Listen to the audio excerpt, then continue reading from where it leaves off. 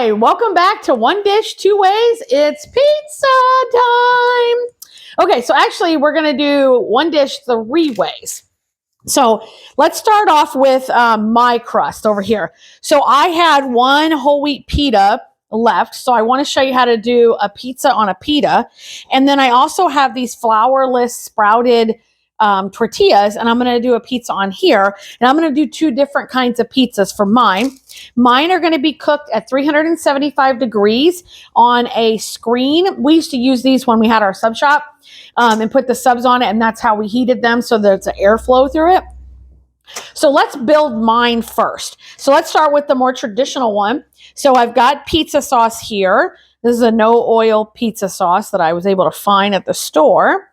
And you just put on as much as you want. Pizza is a great activity to get the kids involved. It could be a party night thing because you can just put out all the toppings and everybody come through and make their own pizza, especially if they're in smaller ones like this.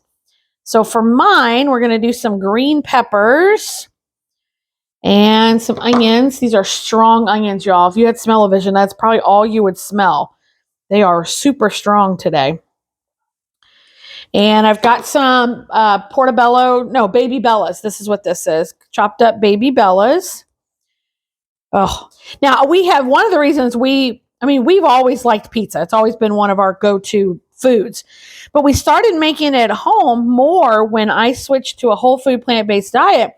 Because shockingly, when you would go to the pizza place and you'd say, okay, take off the meat and cheese and I want all the veggies, they wouldn't add extra veggies. It just shocked us. It was like, we took off all that. Why wouldn't you add more veggies to it? But whatever. I'm also going to be adding some pineapple.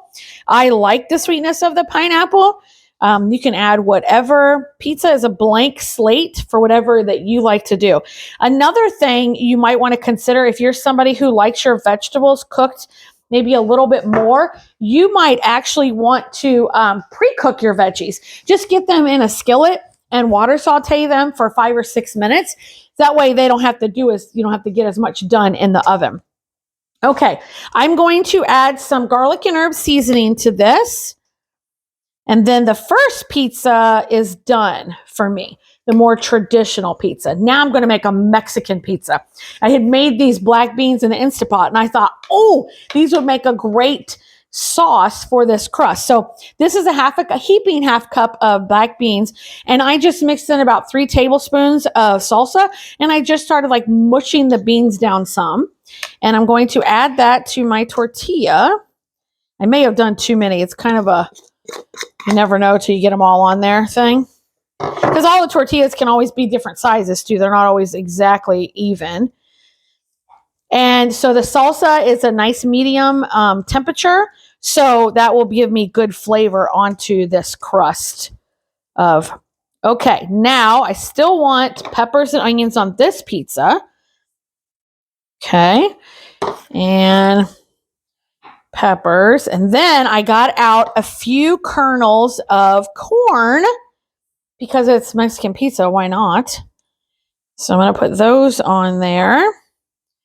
And then for my spice, instead of using a garlic and herb, I have discovered this wonderful chili lime seasoning from Well Your World.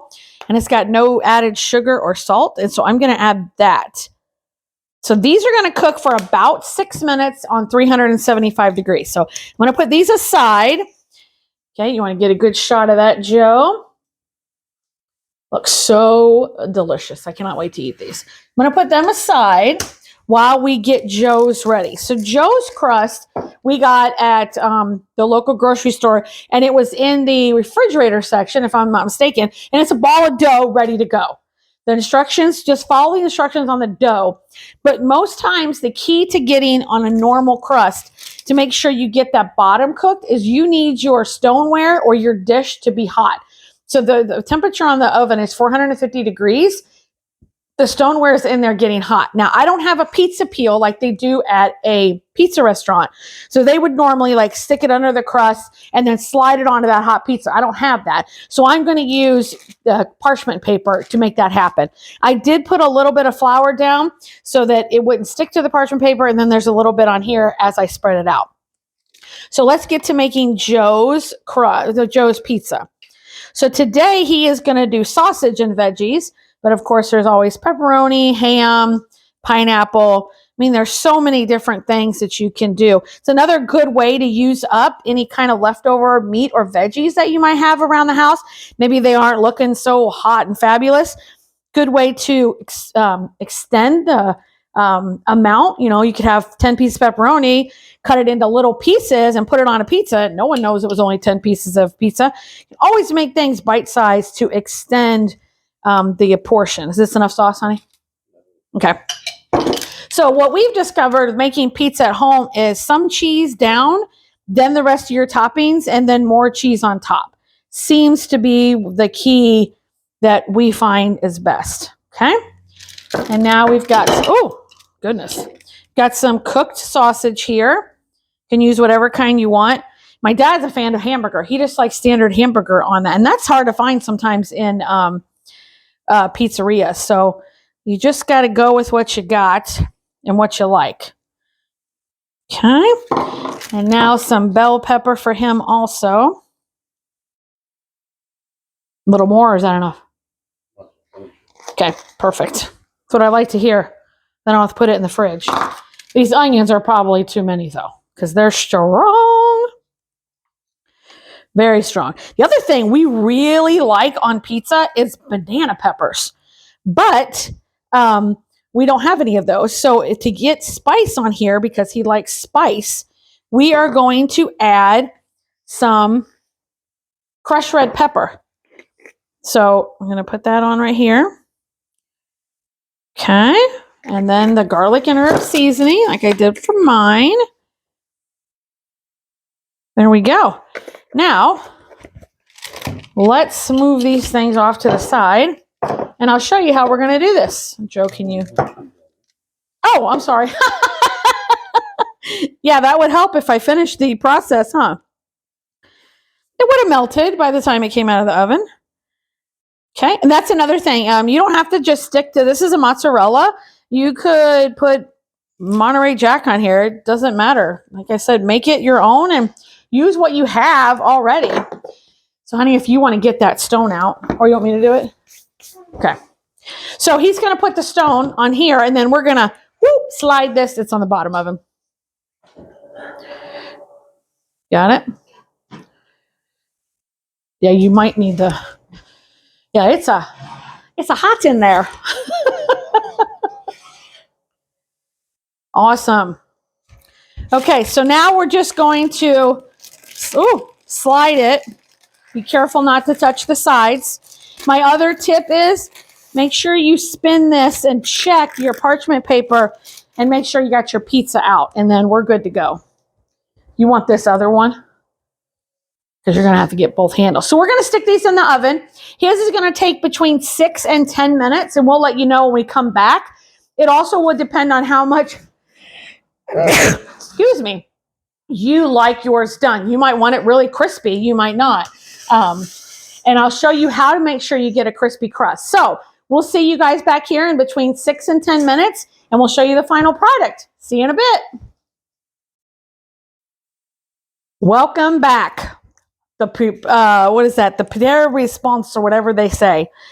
They are done and they smell and look delicious. So mine were $3.75 for right at 10 minutes. His was $4.50 for probably about 11 minutes. So we have one of those tool oven things. That's how we were able to do that. So how am I going to serve this? Oh my goodness. So for the Mexican pizza, I'm going to put a little sriracha on. I do like it a little spicy. There we go. Could also add taco sauce. On this pizza, greens. Oh my goodness. I just chiffonaded some, what do you call that? Spring mix. Arugula is phenomenal. So don't shy away from that. It's real peppery. Add some greens, and then this is going to take your pizza over the top. Balsamic vinegar. And I found this one at the local store. It's a black garlic tamari balsamic vinegar. Oh my goodness. This just simply takes the pizza. You don't need a lot. to the next level. So we've got on that pizza the pineapple and the now we've got the tamari, we've got the sauce. I mean, it's going to be so good. So let me go ahead and cut mine. You can hear that crunch. Okay, do the other side. Get it on a plate. Now, in our video about the lasagna, I recommended you let it rest for about 10 minutes.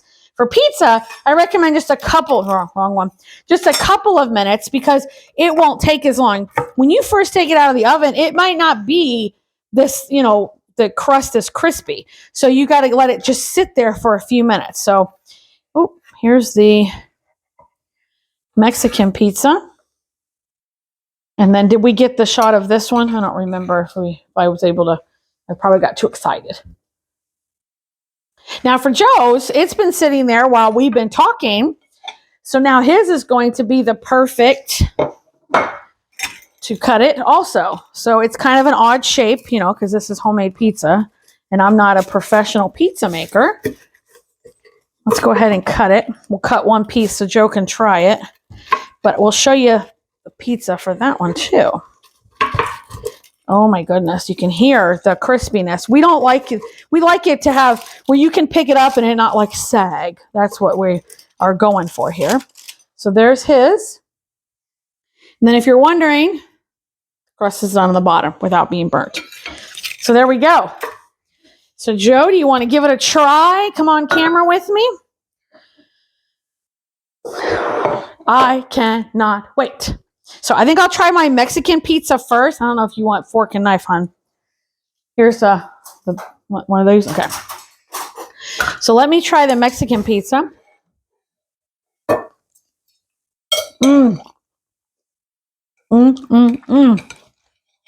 Those beans with the salsa, perfect.